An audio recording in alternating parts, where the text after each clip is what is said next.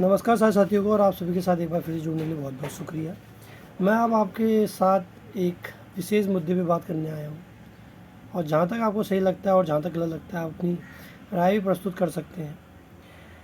अभी कुछ दिन पहले नैनीताल में एक नाबालिग लड़की के साथ एक समुदाय के लड़के द्वारा दुष्कर्म किया गया और कुछ दिनों पहले ही मैं सुन रहा था कि अभी सितारगंज में भी एक महिला के साथ काट के फेंका गया है, वो भी उसी समुदाय के द्वारा किया गया जो नानमता की रहने वाली थी। अब एक भाई की वीडियो देख रहा था मैं जो उसी समुदाय मुस्लिम समुदाय से बिलोंग करता है।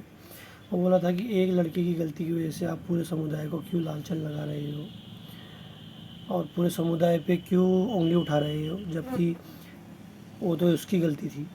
और नैनीताल के वाक़ये में भी वो यही कह रहा था। तो मैं उस भाई से ये कहना चाहता हूँ कि जैसे हम हैं, हमारा जिससे विवाह होता है या जिससे हमारा प्रेम प्रसंग होता है, हम जिससे भी करते हैं उसी व्यक्ति से करते हैं जिस व्यक्ति से हमारी ईजिली बहुत आसानी से शादी हो सके या हमारे जीवन में वो खप सके या हमारे परिवार में वो खप सके।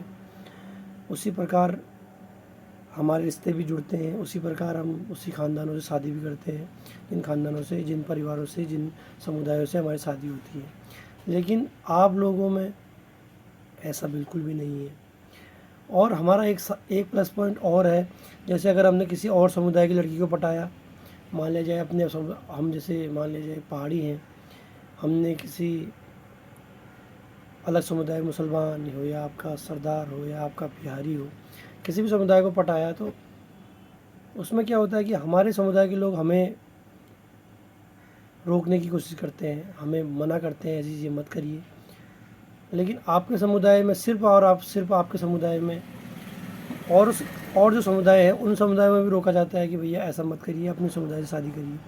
लेकिन सिर्फ मुस्लिम समुदाय में मैंने कभी नहीं सुना कि ऐसा मत करिए।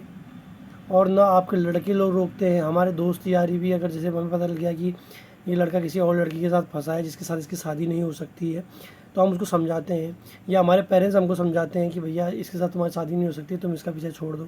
लेकिन आपके समुदाय में ऐसा नहीं होता है।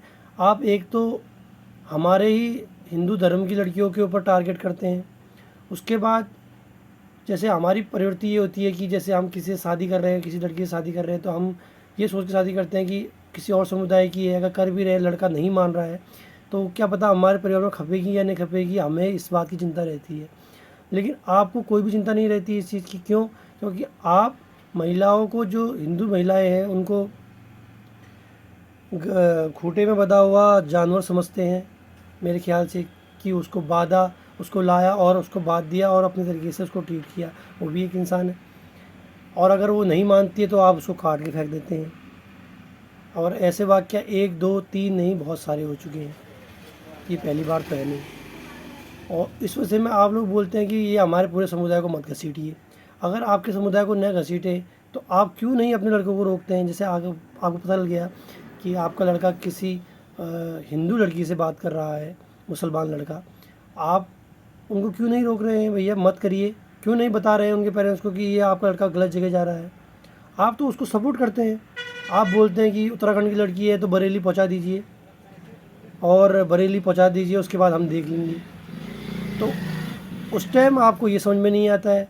और अभी अगर कोई वाक़या आपके साथ हो जाता है तो आप लोग बोलते हैं कि नहीं, ये गलत हुआ, पूरे समुदाय को नहीं घसीटना चाहिए। तो ये सरासर आप लोगों की आँखों में पट्टी लगी हुई है, या आप लोग हमारी आँखों में पट्टी लगाना चाह रहे हैं। तो जो भी है आपका मंसूबा, ऐसा तो हो नहीं सकता। और मैं सारे हिंदू भाइयों से, जो हमारे समुदाय के भाई हैं, खासकर पहाड़ी लोग, अपनी बहू बेटियों को बचा के रखिए।